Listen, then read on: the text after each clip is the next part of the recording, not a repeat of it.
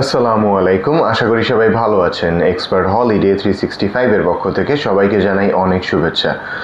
বর্তমান সময়ে আপনারা একটা প্রশ্ন আমাদেরকে করে থাকেন, যারা কানাডার জন্য অ্যাপ্লাই করতে চান তারা এই প্রশ্নটা প্রায় করেন যে আবার কানাডার ভিসার রেশিওটা বাড়তে কবে পারে, মানে কবে নাগাদ আবার ভিসা রেশিওটা আগের মতো হতে পারে। সো এই প্রশ্নের আলোকেই আজকের ভিডিওটি করা। সো আশা করি আপনারা একটু হলেও বুঝতে পারবেন যে কবে নাগাদ বা কখন কিভাবে আবার কানাডার রেশিও আগের মতো বাড়তে পারে। প্রথমেই বলে নিই একটা জিনিস, আপনারা যারা কানাডার জন্য অ্যাপ্লাই করেছিলেন পূর্বে বা আবার নতুন করে অ্যাপ্লাই করতে চান তাদের একটা জিনিস মাথায় রাখতে হবে। একটা সময় গত বছরের শেষের দিকে এবং এই বছরের শুরুর দিকে কিন্তু প্রচুর কানাডার ভিসা ইস্যু হয়েছে এবং আমরা গিয়ে সকলেই অনেক ভিসা জন্য অ্যাপ্লাই করেছিলাম এবং রেশিও ভালো ছিল তখন এবং অনেক ভিসা অ্যাপ্রুভালও হয়েছে। বর্তমানে অনেকে কানাডাতে চলেও গিয়েছেন, বাট তারপরে আমরা দেখতে পাই যে ভিসা রেশিওটা আস্তে আস্তে কমতে শুরু করে এবং প্রসেসিং টাইমটাও বেড়ে যায়। একটা টাইমে এমনও হয়েছিল যে ওদের ওয়েবসাইটেই 100+ ডে টাইম দেওয়া ছিল প্রসেসিংয়ের জন্য, বাট এই জিনিসটা এখন কমতে কমতে আবার নর্মালাইজ হচ্ছে আস্তে আস্তে এবং বর্তমানে সেটা 57 ডেইজে নেমে এসেছে।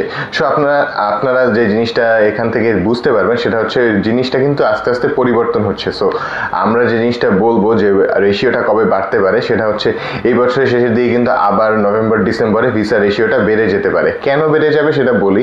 সাধারণত ইন্টারন্যাশনাল ট্যুরিস্টরা বা ভিজিটররা কোনো একটা দেশে ভিজিট করার জন্য বছরের শেষ সময়টাকেই বেছে নেয়, বিকজ ওই সময়টাতে গিয়ে ট্রাভেল সিজন হিসেবে ধরা হয়। কারণ আপনি একটা জিনিস দেখলে, একটা জিনিস যদি চিন্তা করেন তাহলে বুঝতে পারবেন যে বছরের শেষ সময়তে সব বছরই কিন্তু রেশিওটা ভালো থাকে সকল দেশের এবং আপনি আপনার আশেপাশে খোঁজ নিলে জানতে পারবেন বিভিন্ন মানুষ বা আপনার পরিচিতরা কিন্তু বিভিন্ন দেশে ট্রাভেল করছে অ্যান্ড ঘুরতে যাচ্ছে এবং এভাবে এটা পুরো ওয়ার্ল্ড ওয়াইডই জিনিসটা এভাবেই হচ্ছে। সো বছরের শেষে সবসময় সকল দেশের ভিসা রেশিও ভালো থাকে, তখন ইন্টারন্যাশনাল ট্যুরিস্টরা বিভিন্ন দেশ ট্রাভেল করেন এবং ট্রাভেল করার জন্য তারা একটা ইয়ারের এন্ড এবং একটা নতুন বছরের শুরুকেই বেছে নেন।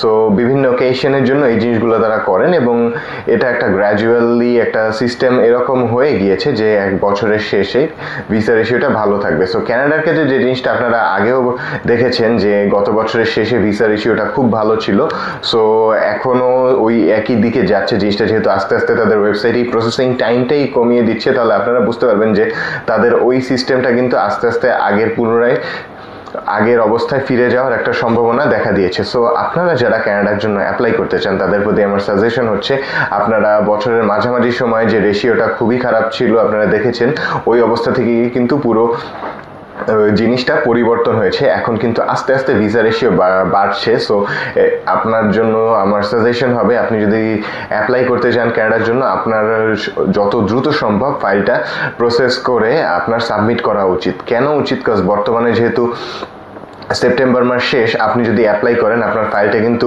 আপনার প্ল্যান যদি থাকে আগামী বছরের শুরুতে বা এই বছরের শেষে যে অ্যাপ্লাইয়ের জন্য, কজ এই টাইমে রেশিও ভালো থাকবে। সো আপনার অবশ্যই উচিত আপনার বর্তমান সময়ে আপনার ফাইলটা যত দ্রুত সম্ভব সঠিক ওয়েতে প্রসেস করে সাবমিট করে ফেলা, কজ আপনার তো ওই টাইম ডিউরেশনটা যেটা ওয়েবসাইটে দেওয়া আছে ওটা তো অবশ্যই মেনটেইনড হবে। সো তাহলে দেখবেন যে আপনার কিন্তু ওই টাইমলাইনের মধ্যে পড়ে যাচ্ছেন, যেই টাইমে আপনি ধরে নিচ্ছেন যে রেশিওটা ভালো হবে। সো আপনার প্রতি আমাদের এটাই হবে, আপনারা যারা কানাডার জন্য অ্যাপ্লাই করতে চান আপনারা অনেক কিছু একটু যদি ঘাটাঘাটি করেন তাহলে দেখবেন যে বর্তমানে রেশিওটা আগের থেকে বাড়ছে এবং নভেম্বর ডিসেম্বর মাস নাগাদ এটা একদম আগের অবস্থায় না গেলেও অনেকটা বেড়ে যাবে। বিকজ রেশিও কোনো দিনই কম থাকে না, জাস্ট তারা গিয়ে সিস্টেমটা স্লো করে দেয়। ব্যাপারটা আসলে এরকম যে আগে খুব দ্রুত ফাইল তারা রেজাল্ট দিয়ে দিত এবং বর্তমানে তারা একটু বেশি সময় নিয়ে দিচ্ছে। সো তারা কি একটু স্লো করে দিয়েছে তাদের প্রসেসটা এবং আস্তে আস্তে করে আগের মতো তারা কিন্তু ভিসা রেশিওটাও বাড়িয়ে দিচ্ছে। সো আপনারা যে জিনিসটা করবেন,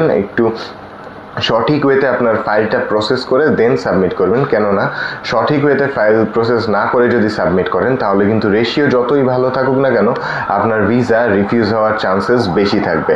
সো আশা করি আপনারা একটু হলেও বুঝতে পেরেছেন। আপনারা যারা রিঅ্যাপ্লাই করবেন বা নতুন করে অ্যাপ্লাই করবেন সবার প্রতি আমার একটাই সাজেশন যে রেশিওটা আস্তে আস্তে বেড়ে যাচ্ছে এবং আপনারা যারা অ্যাপ্লাই করার জন্য চিন্তা ভাবনা করে রেখেছেন তারা যত দ্রুত সম্ভব আপনার ফাইলগুলো ডকুমেন্টসগুলো চেকলিস্ট ধরে ধরে গুছিয়ে সাবমিট করার জন্য রেডি করে ফেলুন। আজকের ভিডিওটি মূলত এতটুকুই। সো ভিসা সংক্রান্ত অন্যান্য যে কোনো সহায়তার জন্য সরাসরি ভিজিট করতে পারেন আমাদের অফিস বা কল বা নক করতে পারেন স্ক্রিনে দেয়া নাম্বারে। সবাইকে অনেক ধন্যবাদ।